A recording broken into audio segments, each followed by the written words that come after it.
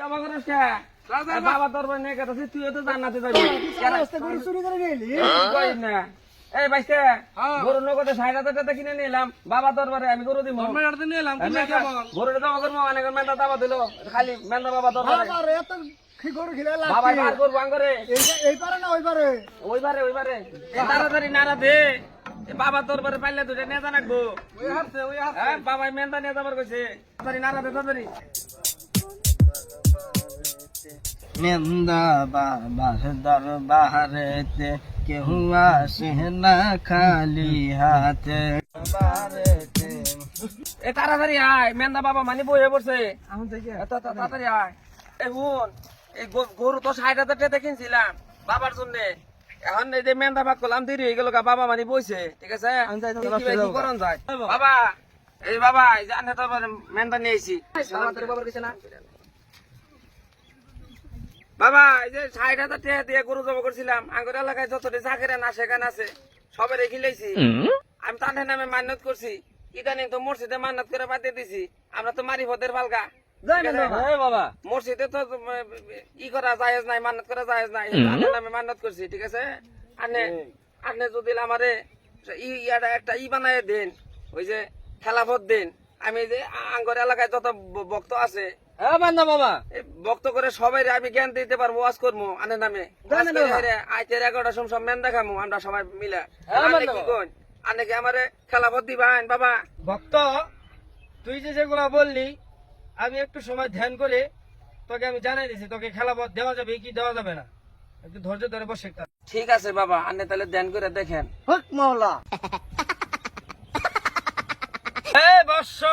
জি বাবা ইন্ডিয়া থেকে ভারত কামরূপ তামাখাই থেকে সুরুজ্জামান আমি গভীর মনোযোগ দিয়ে চিন্তা করে ভাবনা করে দেখলাম তোকে খেলাপথ দিয়ে যাবে তবে শর্ত আছে এই বাবা আনের সকল শর্ত মানতে আমি রাজি আনের জন্য আমার জান কুরবান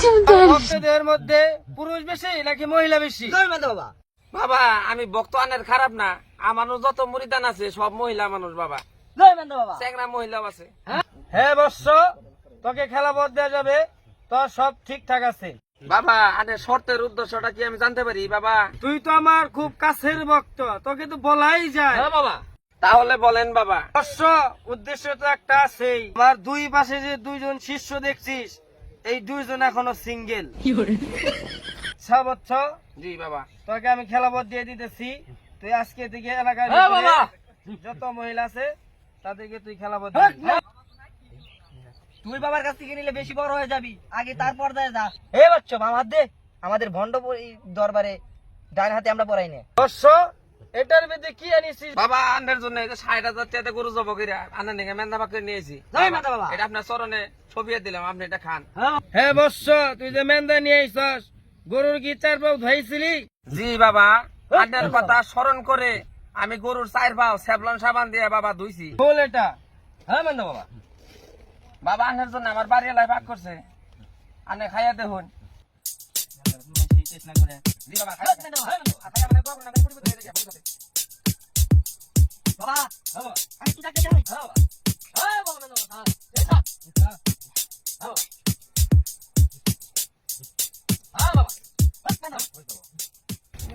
অনেক আন্নের কাছে একটা কথা আছে এই যে আমরা যে মুন্সি বলো না দিন আছে হিনারা তো দরুদ শরীফ পড়ে আর আমরা কইলো আলামেন গো আলামেন ইয়া রাহিম ইয়া রহমাতাল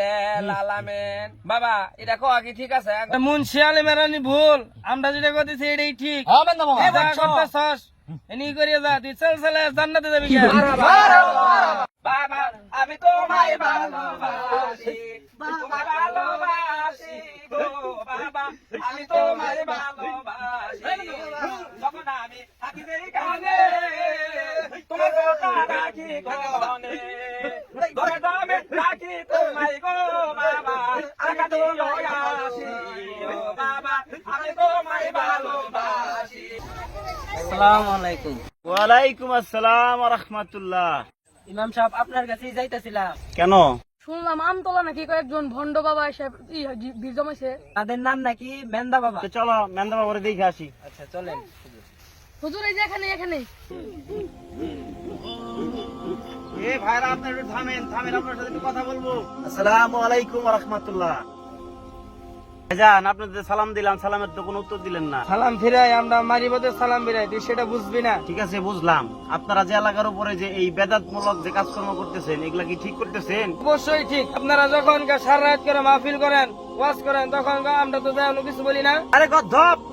আমরা আল্লাহর কথা বলি, শরীয়ত পন্থায় চলি, তোদের মতো এই নোংরামি বেদাতি কাজ করি না। তোরা যেসব করতেছিস এগুলা তো পীরের নামে ভণ্ডামি। এই যে শরীরে কাপড় নাই, 7 দিন ধরে মনে হইতেছে গোসল করস না, শরীর থেকে গন্ধ আসতেছে, এগুলা তো ঠিক না। আসল পীর তো যারা ছিল তারা তো এখন দুনিয়াতে নাই, আর যারা দু একজন আছে তাদের মতো এই ভণ্ড লেফাজদারি না। তোরা তো আল্লাহর নাম নেস না, গোসল করস না, ঠিকভাবে খাস না, গান দাঁড়ানোস, এটা তো কোনো হাদিসে নাই। কোন হাদিস দেখাইতে পারবি, কোন দলিল দেখাইতে পারবি তোদের এই ভণ্ডামির? বাবা যে ধরা খাইছে এখন তো পলায়ন ছাড়া কোনো উপায় নাই। এসব বাদ দিয়ে আল্লাহর পথে আসেন, আল্লাহর হুকুম হাক্কাম মেনে চলেন, 5 ওয়াক্ত নামাজ পড়েন, মানুষের সেবা করেন, আল্লাহ তাআলা ক্ষমা করে দিবে, আপনার পাপ মোচন হয়ে যাবে। এই যে দেখেন আপনার চেলাগুলো আপনাকে রেখে চলে গেল। মৃত্যুর পরে এমন একটা সময় আসবে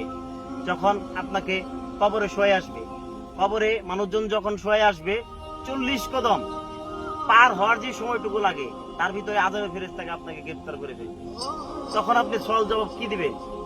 আপনি কি এমন করছেন যে আপনি সওয়াল জবাব দিতে পারবেন? সারা জীবন তো করছেন ভণ্ডামি। এসব বাদ দেন, আল্লাহ রাস্তায় আসেন, মনটা শুদ্ধ করেন, পবিত্র হন,